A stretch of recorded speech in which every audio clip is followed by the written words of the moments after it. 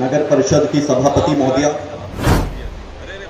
DIG sir, SP महोदया, DDC महोदया, श्री पुरुषोत्तम पासवान जी सचिव राज्य निर्वाचन प्राधिकार, एडीएम साहब, दिलीप कुमार देव जिन्होंने दिन रात मेहनत करके इस प्रोग्राम को ऑर्गेनाइज करने में एक रीढ़ की हड्डी जो रोल प्ले किया है, वीरेंद्र कुमार जी जो उनके साथ मिलकर इस पूरे कार्यक्रम को ऑर्गेनाइज करने में अग्रणीय भूमिका निभाए हैं, लखिंदर महतो मेरे टीम के साथी जो दिन रात मेहनत करते हैं, शंभू पासवान जी, राजेंद्र दास जी, किशोर कुमार मुन्ना जी, ब्रिजनंदन मेहता जी, मंच पे आसीन और प्रांगण में मौजूद सभी अन्य गणमान्य गण एवं सबसे महत्वपूर्ण जो बाबा साहब भी कहते थे, हमारी जो युवा पीढ़ी यहाँ पे बैठी है, मैं जिला पदाधिकारी के नाते भारत रत्न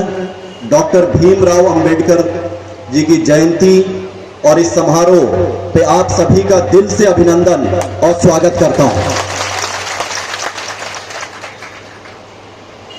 बाबा साहब की जयंती मात्र एक जयंती नहीं है, ये एक पर्व है, ये एक त्योहार है। जैसे हम दिवाली मनाते हैं, जैसे हम होली मनाते हैं, जैसे हम ईद मनाते हैं, जैसे हम अन्य कोई भी त्योहार मनाते हैं, उसी तरीके से ये एक पर्व है, एक त्योहार है। और जब भी हम एक पर्व और एक त्योहार मनाते हैं तो एक अलग ही खुशी की अनुभूति होती है कि हम आज के दिन को उनकी कही हुई सभी बातों का अनुश्रवण कर रहे हैं कि नहीं कर रहे हैं, उन बातों का आकलन करते हैं, उन बातों पे विचार करते हैं और हम देखते हैं कि उन बातों के आधार पे हमारा समाज और हम कहां पे खड़े हैं। पुरुषोत्तम पासवान जी ने बोला था कि पहले कुछ असामाजिक तत्वों ने बाबा साहब की मूर्ति को ठेस पहुंचाने का कार्य किया था। उन्होंने एक बहुत महत्वपूर्ण बात बोली, असामाजिक तत्व। असामाजिक तत्व वो इसीलिए है क्योंकि वो शिक्षित नहीं है, उसके अंदर इतनी बुद्धि नहीं है। और जो भी ऐसा असामाजिक तत्व होगा उसका जीवन और उसका रास्ता आखिरी में वो जो वहां पे जेल है, उस जेल में ही जाता है। ऐसा कुछ ना हो इसलिए हम लोग यहाँ पे सीसीटीवी कैमरा इंस्टॉल कराएंगे। और अगर कोई भी एक और महत्वपूर्ण बात है कि बाबा साहब की आप मूर्ति पे ठेस पहुंचा सकते हैं, लेकिन क्या उनके विचारों को आप खत्म कर पाएंगे एक मूर्ति के दम पे? वो विचार कोई नहीं तोड़ सकता है। असामाजिक तत्व उन मूर्ति को ठेस पहुंचा सकते हैं, लेकिन उन विचारों को। मेरे जितने भी साथी थे उन्होंने एक बहुत ही महत्वपूर्ण मुद्दे के, मन से स्वतंत्र होने का क्या मतलब है? मन से स्वतंत्र होने का मतलब है कि आप किसी भी तरीके के भेदभाव से ऊपर उठेंगे। आपका मन इतना खुला होना चाहिए कि आप एक ही चीज को मानेंगे, वो है मानवता और इंसानियत। उसके बाद कोई चीज आती है। बाबा साहब कहते थे कि भाग्य के भरोसे मत रहिए, अपनी शक्ति पहचानिए। आपकी शक्ति है आपकी मेहनत। जो भाग्य के भरोसे रहते हैं वो कायरों का काम है, लूजर्स का काम है। जो विनर्स होते हैं वो अपनी मेहनत के दम पे कहीं ना कहीं पहुंचते हैं। स्टेज पे जितने लोग आपको बैठे दिख रहे हैं वो जीवन में कभी ना कभी इतनी मेहनत किया है कि सूरज कब उग रहा था और सूरज कब डूब रहा था उन्हें पता नहीं था। दिन रात परिश्रम करके अपने गोल के तरफ आगे बढ़े, इसलिए आज हम लोग मंच पे बैठे हैं। कोई बड़ी बात नहीं है कि यहां बैठा हुआ एक युवक कल दिन आनंद शर्मा जिला पदाधिकारी के रूप में या वो जिला पदाधिकारी के रूप में सहरसा में यहां पे स्टेज पे बैठा मिले।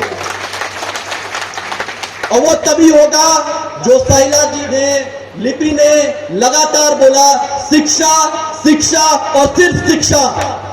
और शिक्षा का मतलब सिर्फ किताबों में पढ़ी हुई ABCD, काका गागा, एलजेब्रा या वो लिखी हुई किताबों की सिर्फ बातें नहीं है।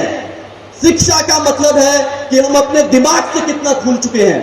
शिक्षा का मतलब है कि जब हम घर में खाना खाने बैठते हैं तो हमारी घर की महिलाएं भी क्या हमारे साथ बैठ के खाना खा रही हैं? कि घर का बना हुआ खाना पहले पुरुष खाएंगे और उसके बाद में बचा हुआ खाना महिलाएं खाएंगी। शिक्षा का असली मतलब है कि जब एक बाप अपने बच्चों को पाल रहा है तो अपने बेटे और बेटी में भेदभाव नहीं कर रहा है।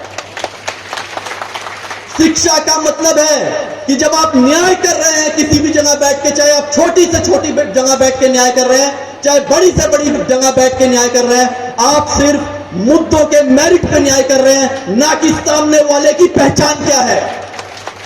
तो शिक्षा का मतलब है कि आपका मेंटल होराइजन वाइडन होना चाहिए, आपकी सोच खुली होनी चाहिए, और संविधान हमें यह ताकत देता है। और इस देश में संविधान से ऊपर कोई भी नहीं है,